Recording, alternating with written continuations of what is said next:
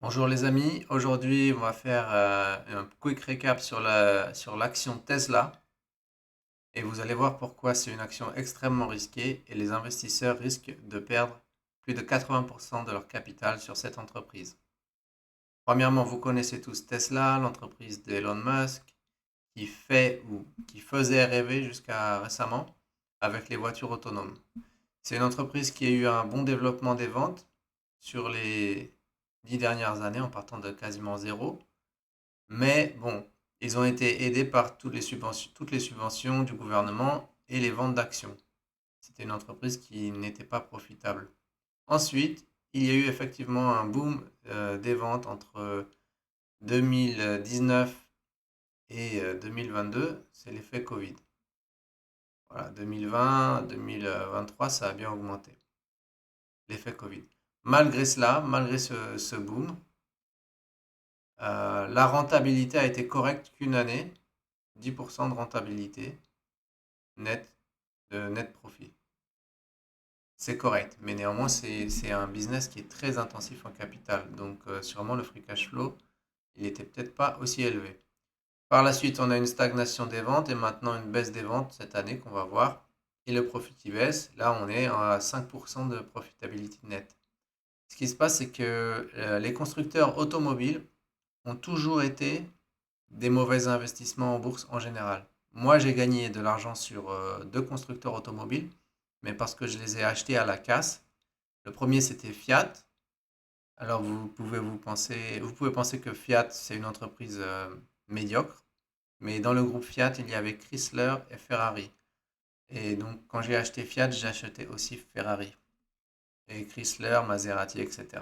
Et je l'ai acheté très peu cher et je l'ai vendu beaucoup plus cher. J'aurais pu garder Ferrari et gagner beaucoup plus d'argent, mais j'ai fait l'erreur de vendre Ferrari quasiment immédiatement, quasiment beaucoup trop tôt. Et une autre fois, j'ai acheté Peugeot quand Peugeot était vraiment à la casse. Et là, j'ai dû faire x2 ou x3 puis revendre. Mais là, la valorisation de Tesla, elle vaut 1 trilliard d'euros. Donc, elle vaut. J'avais payé Fiat 4 ou 5 milliards d'euros. Donc là, bon, en maths, elle vaut 200 fois plus que ce que Fiat valait en bourse, quand Fiat avait Ferrari dedans. Et à la bourse, euh, le prix est ce que tu payes et la valeur est ce que tu obtiens. Si tu payes quelque chose trop cher, ça sert à rien, c'est perdu. Parce que c'est comme acheter un appartement, quoi. Si tu peux acheter un appartement sur les Champs-Élysées, si tu le payes 100 000 euros, tu fais une affaire. Si tu le payes 10 milliards d'euros, tu vas tout perdre. Donc là, le problème, c'est la valorisation. On est à 156 fois les profits, ce qui est totalement irrationnel. Et bon, il est attendu que les profits s'améliorent l'année prochaine. Mais on restera encore à 100 fois les profits, ce qui est beaucoup trop cher. On peut voir que les résultats de l'entreprise sont médiocres. Regardez ça. Donc là, on a le Q1 2025. Le Q1, c'est le T1. Euh, les revenus de l'automobile baissent de 20%. La storage d'énergie, ça augmente de 67%, mais c'est une petite base et en plus, c'est très peu profitable. La profitabilité, moins 17%. Le net profit, moins 71%. Ce n'est pas une entreprise de qualité. J'avais aussi fait un tweet en anglais là-dessus. Euh, ok, un instant, je vous le sors. Où c'est là? Voilà. Voici les marges, les grosses margines, donc la marge brute sur la vente de véhicules, 15%. La marge opérationnelle, ça a monté à la fin du Covid à 15%, mais là, c'est dans les 5%, c'est terrible. La marge nette est quasiment, bon là c'est 8%, mais maintenant c'est quasiment 0%. Donc les investisseurs de Tesla, ils sont exposés à une perte de leur investissement de plus de 80%.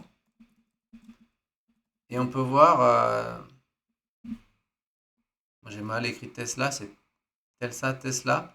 On peut voir en fait que le cours de bourse a monté en période d'euphorie Et depuis, il ne fait que faire des zigzags de yo-yo, entre 400 et 150, avec une montée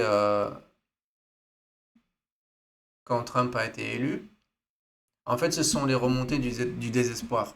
Les dernières remontées irrationnelles sur des news que l'entreprise Tesla fait, comme voilà, on va avoir tant de robots taxis sur la route, on aura la conduite autonome complète d'ici 2015. Après, ils ont dit 2000, je sais pas, 2020. Tous les ans, ils disaient que l'année prochaine, ils l'auront.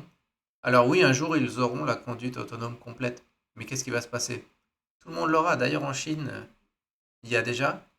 Google avec Waymo, il y a déjà. Alors oui, ces voitures chinoises et de Google sont plus chères car elles ont plus de matériel pour détecter les collisions et pour faire une sorte de radar de l'environnement.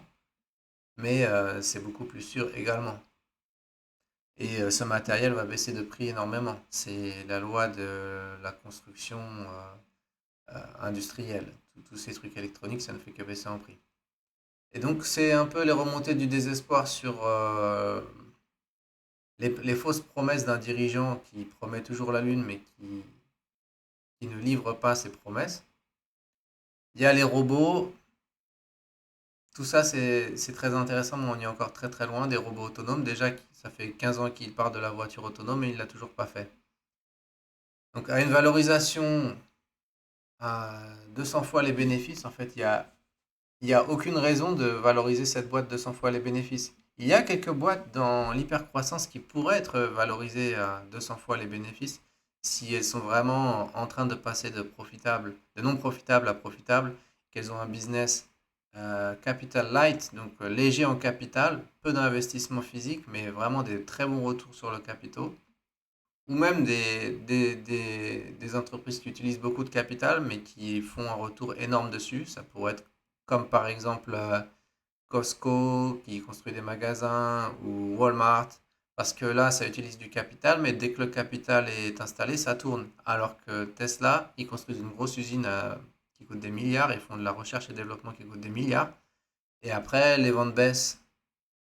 Les ventes baissent de 30%, 20% sur les voitures, c'est intenable, c'est cyclique. C'est cyclique comme business et il y a la compétition.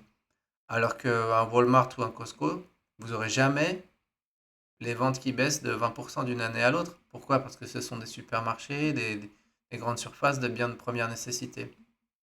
Donc voici pourquoi Tesla est extrêmement risqué. Je ne fais pas de vente à découvert, c'est quelque chose de spéculatif, mais j'évite de toucher à Tesla. Et je me concentre sur l'investissement sur des entreprises valorisées beaucoup plus faiblement. Merci.